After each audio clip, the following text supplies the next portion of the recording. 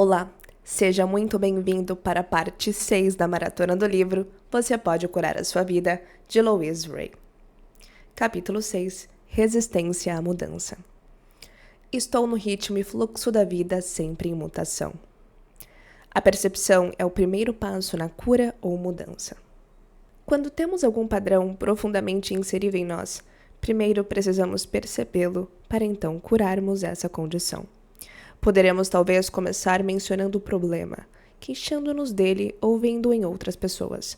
De alguma forma, ele sobe à superfície de nossa atenção e passaremos a nos relacionar com ele. Muitas vezes atraímos um professor, um amigo, uma aula ou seminário, ou um livro, que nos desperta para novos meios de se abordar a dissolução do problema. Meu despertar começou com uma observação ocasional de uma amiga que fora informada a respeito de uma determinada reunião. Ela não se interessou, mas algo dentro de mim reagiu e eu fui. Essa primeira reunião foi o primeiro passo no meu caminho de descoberta, mas só vinha reconhecer o seu significado algum tempo depois. Frequentemente, nossa reação a essa primeira etapa é pensar que a abordagem é tola ou não faz nenhum sentido. É possível que pareça fácil demais ou inaceitável para nosso modo de pensar. Não queremos usá-la. Nossa resistência fica muito forte. Podemos até sentir raiva da ideia de aceitar essa abordagem. Uma reação desse tipo é muito boa, desde que consigamos entender que esse é o primeiro passo no processo de cura. Costumo dizer às pessoas que qualquer reação que tenham está ali para lhes mostrar que já se encontram no processo de cura, mesmo que a cura total ainda esteja um tanto distante. A verdade é que o processo se inicia no instante em que começamos a pensar em fazer alguma coisa. A mudança, no caso. A impaciência é outra forma de resistência, ou seja, a resistência em aprender e mudar. Quando exigimos que tudo seja feito agora mesmo, terminado imediatamente, não nos damos tempo para aprender a lição relacionada com o problema que criamos. Se você quer passar de um cômodo para outro, precisa se levantar e ir até lá, passo a passo. Permanecer sentado na poltrona e exigir de si mesmo estar num outro cômodo não adiantará. O mesmo acontece com nossos problemas. Queremos vê-los resolvidos, mas não queremos fazer as pequenas coisas que, somadas, levarão à solução. Agora é a hora de reconhecermos nossa responsabilidade na criação da situação ou condição. Não estou falando em sentir culpa ou sobre você ser mal por estar onde está. Quero que você reconheça o poder no seu interior que transforma cada pensamento em experiência. No passado, sem sabermos, usamos esse poder para criar coisas que não queríamos experimentar. Não tínhamos consciência do que estávamos fazendo. Agora, reconhecendo nossa responsabilidade, podemos nos tornar conscientes e usar esse poder para trazer coisas positivas em nosso benefício. Muitas vezes, quando surgir uma solução ao cliente, uma nova maneira de abordar um tema ou perdoar a pessoa envolvida, vejo seu queixo ficar rígido, os braços se cruzam sobre o peito, as mãos até se fecham. A resistência está emergindo e então sei que atingimos exatamente o que precisa ser mudado. Todos temos lições a aprender. O que nos parece mais difícil em nossa vida são apenas as lições que escolhemos para nós mesmos. Se tudo nos é fácil, então não existem lições, só coisas que já sabemos. As lições podem ser aprendidas através da percepção. Se você pensa na coisa mais difícil que tem a fazer e no quanto resiste a isso, então está olhando para a sua maior lição no presente momento. O entregar-se, desistir da resistência, permitir-se aprender o que precisa, tornará o passo seguinte muito mais fácil. Não deixe a sua resistência impedi-lo de fazer mudanças. Podemos trabalhar em 2 níveis. Primeiro, encarar a resistência. E segundo, insistir nas mudanças mentais. Observe-se. Analise o modo como resiste. E depois continue em frente, apesar de tudo. Pistas não verbais. Nossas ações frequentemente mostram a nossa resistência. Por exemplo, mudar de assunto, sair da sala, ir ao banheiro, chegar atrasado, ficar doente, adiar, fazendo qualquer outra coisa, ocupando-se, desperdiçando tempo, desviar o olhar ou olhar pela janela, folhear uma revista, recusar-se a prestar atenção, comer, beber ou fumar, criar ou terminar um relacionamento, criar defeitos em carros, eletrodomésticos, encanamentos e etc. Hipóteses. Muitas vezes formulamos hipóteses sobre nós e outros para justificar a nossa resistência. E surgimos com declarações como: não adiantaria nada. Meu marido ou mulher não iria compreender. Eu teria de mudar toda a minha personalidade. Só gente louca vai a terapeutas. Eles não conseguiriam me ajudar com o meu problema. Eles não saberiam lidar com a minha raiva. Meu caso é diferente. Não quero incomodar ninguém. Vai passar. Ninguém consegue. Crenças. Crescemos com crenças que se tornam nossa resistência às mudanças. Algumas de nossas ideias limitativas são: não se faz isso, não é direito, não é certo para mim fazer isso. Isso não seria espiritual. Pessoas espiritualizadas não ficam com raiva. Homens ou mulheres não fazem isso. Minha família nunca fez nada parecido. O amor não é para mim. Isso é bobo demais. É longe demais para ir de carro. É trabalho demais para mim. É caro demais. Vai demorar demais. Não acredito nisso. Não sou desse tipo de gente. Eles. Damos nosso poder a outros e usamos essa desculpa para nossa resistência em mudar. Temos ideias como: Deus não aprova. Estou esperando que os astros digam que é a hora certa. Este não é o ambiente adequado. Eles não me deixarão mudar.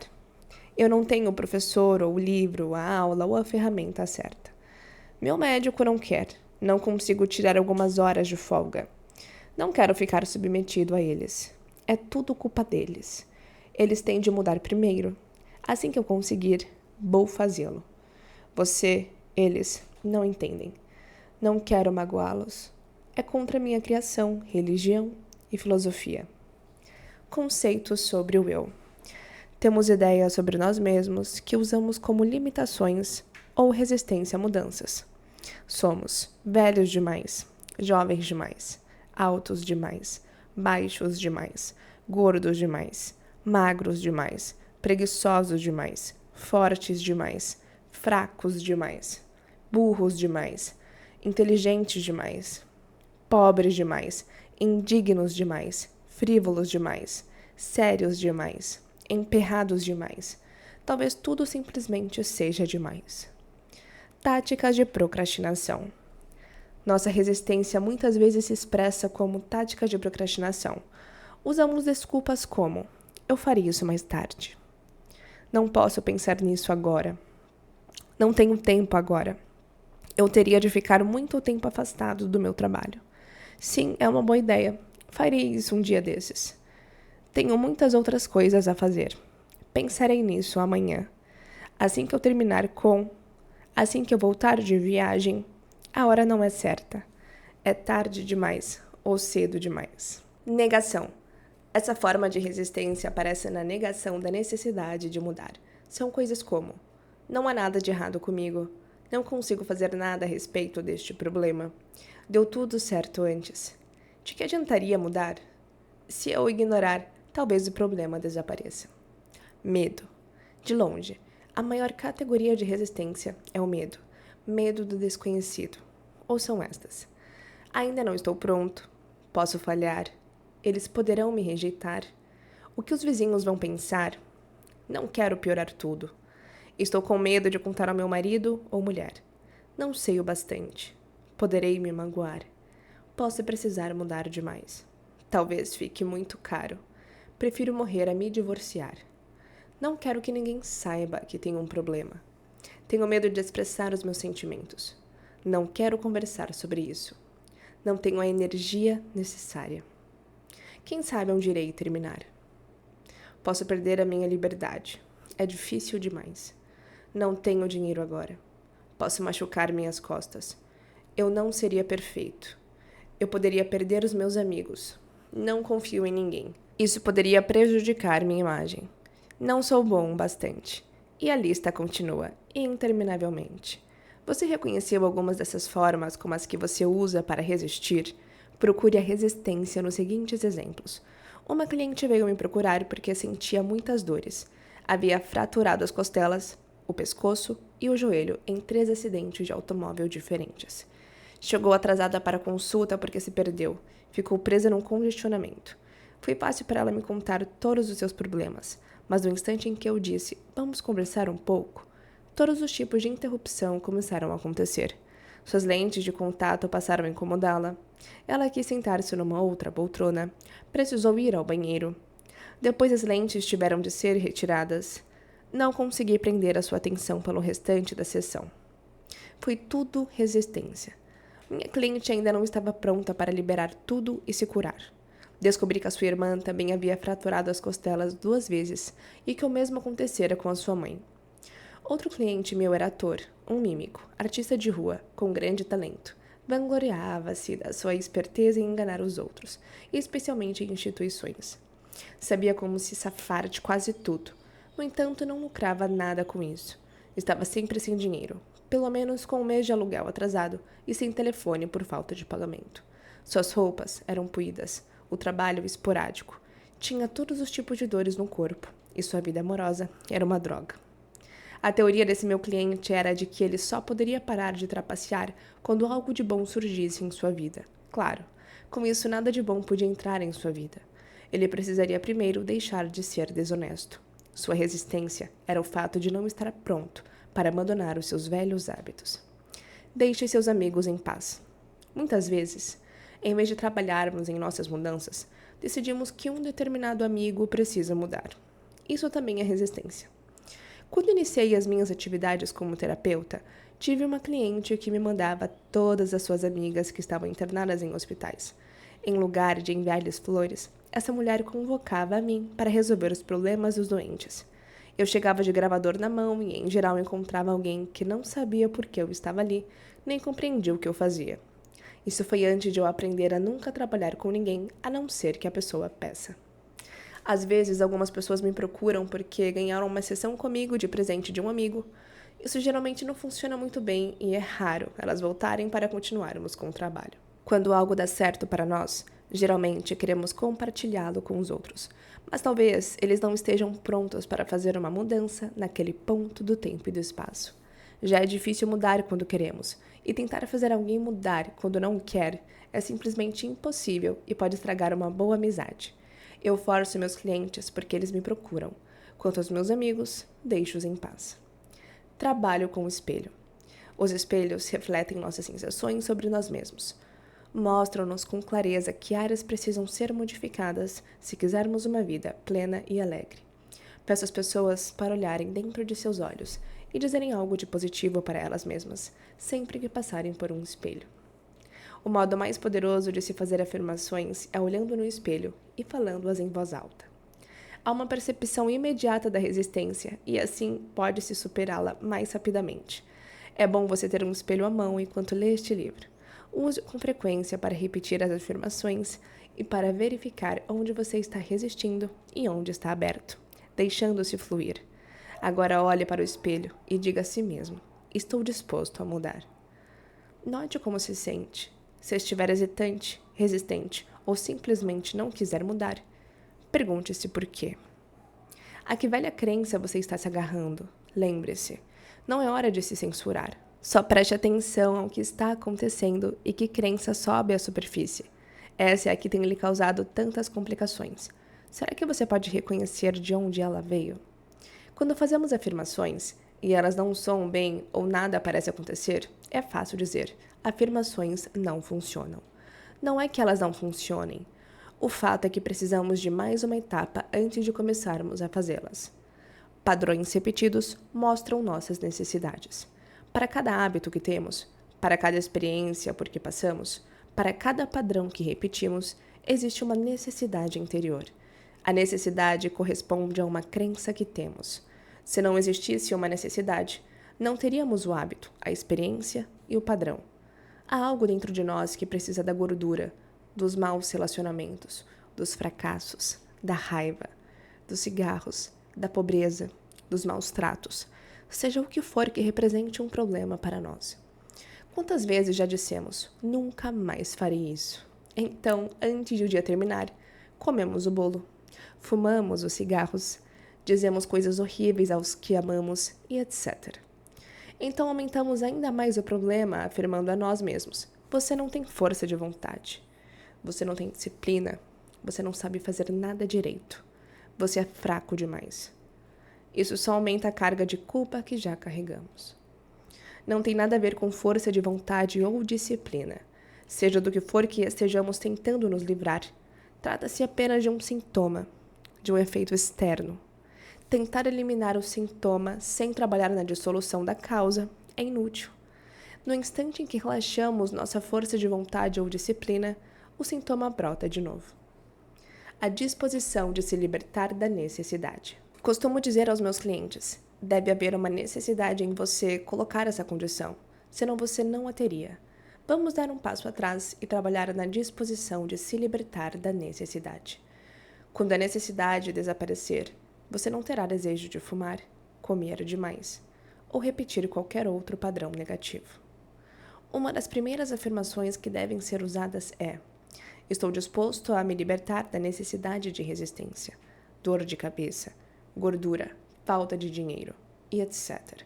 Diga a si mesmo: estou disposto a me libertar da necessidade de... Se estiver resistindo a essa altura, suas outras afirmações não vão funcionar.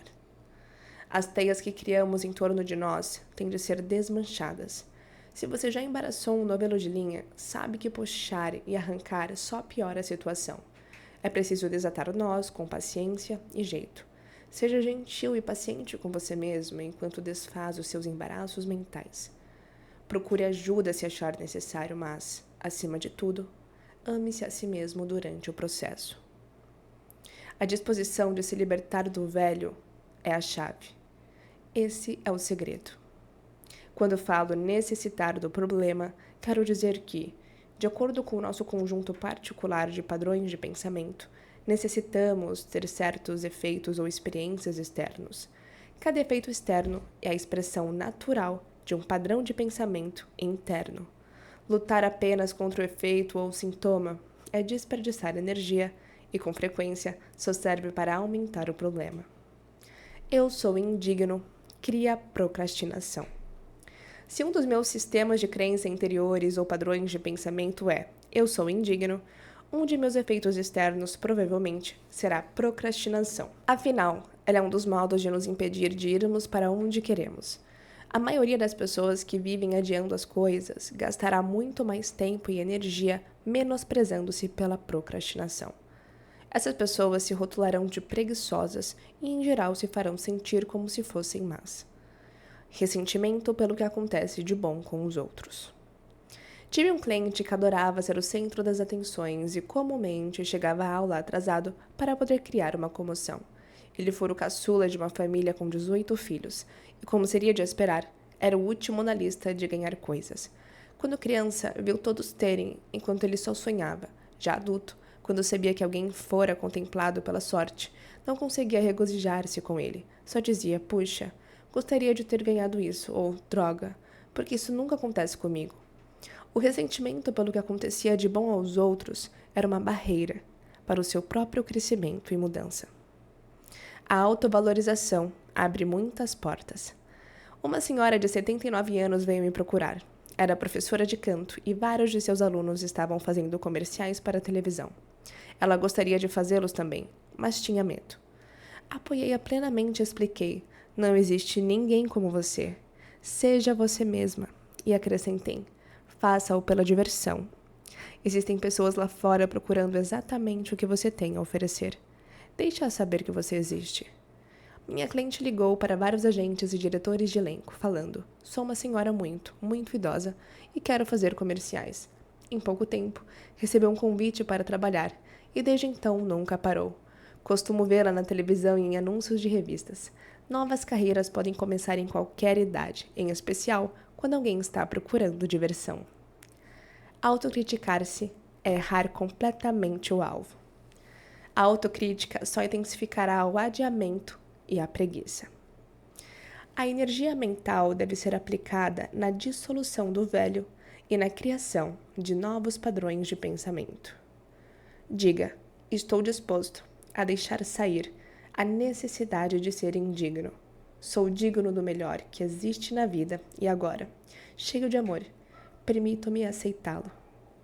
Enquanto eu passar alguns dias repetindo essa afirmação muitas vezes, o padrão de efeito exterior da procrastinação automaticamente começará a desaparecer. À medida que eu criar internamente um padrão de autovalorização, não necessitarei atrasar o que for para o meu bem. Você entende como isso poderia se aplicar a alguns dos padrões negativos ou efeitos externos que existem em sua vida? Vamos parar de desperdiçar tempo e energia diminuindo-nos por algo que não conseguiremos fazer se temos certas crenças interiores. Mudaremos as crenças. Não importa qual seja a abordagem escolhida ou sobre que assunto estejamos falando. Estamos apenas lidando com pensamentos e pensamentos podem ser mudados. Quando queremos mudar uma condição, precisamos dizer: estou disposto a abandonar o padrão dentro de mim que está criando esta condição. Mais uma vez, quando queremos mudar uma condição, podemos dizer: estou disposto a abandonar o padrão dentro de mim que está criando esta condição. Mais uma vez, estou disposto a abandonar o padrão dentro de mim que está criando esta condição. Diga isso a si mesmo, muitas e muitas vezes, sempre que pensar no seu problema ou doença. No minuto em que fizer essa afirmação, você sairá da categoria de vítima. Você não é mais impotente. Está reconhecendo o seu poder. O que está me dizendo é: estou começando a compreender que eu criei isto. Agora pego o meu poder de volta. Vou me livrar dessa velha ideia e deixá-la ir. Autocrítica. Tenho uma cliente que é capaz de comer meio quilo de manteiga e tudo mais que encontra quando não consegue suportar os próprios pensamentos negativos. No dia seguinte, ficava enraivecida com seu corpo porque ele é gordo. Quando ela era menina, costumava andar em volta da mesa de jantar depois que todos terminavam, comendo os restos e a manteiga. Às vezes, quase um tablete inteiro. A família ria e achava engraçadinho. Essa era praticamente a única aprovação que minha cliente recebia dos parentes. Quando você se repreende, quando se menospreza, quando se dá uma sova, a quem acha que está maltratando?